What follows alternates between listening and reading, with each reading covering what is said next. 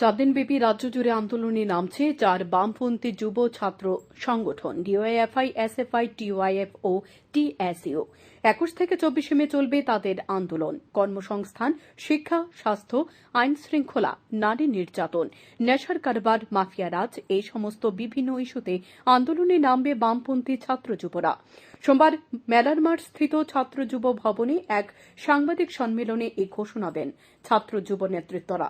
ছিলেন ডিওয়াইএফআই এর রাজ্য সম্পাদক নবারুণ দেব, এসএফআই এর রাজ্য সম্পাদক সন্দীপন দেব সহ অন্যান্যরা। নবারুণ এদিন রাজ্যের কর্মসংস্থানের অভাব, নেশার কারবার, মানব পাচার, খুন, নারী নির্যাতন, মাফিয়ারাজ এর মতো ঘটনায় উদ্বেগ প্রকাশ করেছেন। ছাত্র যুবদের আন্দোলন সকল অংশের মানুষকে শামিল হওয়ার আহ্বান জানান। মঙ্গলবার আগরতলায় হবে মিছিল ও সভা। মিছিল শুরু হবে মেলার মাঠ স্থিত ছাত্র যুব ভবনের সামনে থেকে। সরকারিভাবে প্রতিটা ছোট বড় বাজারে মদের দোকানের লাইসেন্স হচ্ছে, আর এলাকার মাদকরা তারা এলাকার গলিতে গলিতে নেশার সাম্রাজ্য বিস্তার করে রেখেছেন। যুবতী মহিলাদের উপর ভয়ঙ্কর রকম ভাবে আক্রমণ বাড়ছে।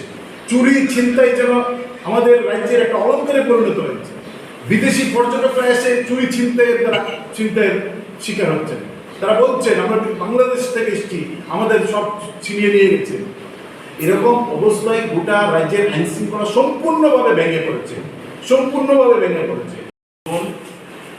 একত্রিতভাবে সিদ্ধান্ত নিয়েছি আগামী 21 থেকে 24 মে সারা রাজ্যে শিক্ষা, স্বাস্থ্য এবং আইন শৃঙ্খলার যে অবনতি, বিজেপি সরকার এবং মুখ্যমন্ত্রী মানিক সাহার ব্যর্থতার বিরুদ্ধে আমরা রাজ্য জুড়ে সরব হব।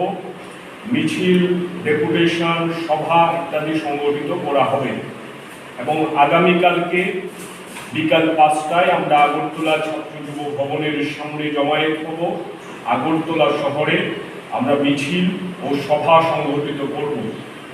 এই কর্মসূচিগুলিতে আপনাদের সাংবাদিক বন্ধুদের সাহায্য সহযোগিতা আমরা প্রার্থনা করছি এবং আপনাদের মাধ্যমে রাজ্যের মানুষকে, রাজ্যের ছাত্র যুবদের এই কর্মসূচিগুলিতে ব্যাপক হারে সমবেত হবার জন্য আমরা আহ্বান জানাচ্ছি।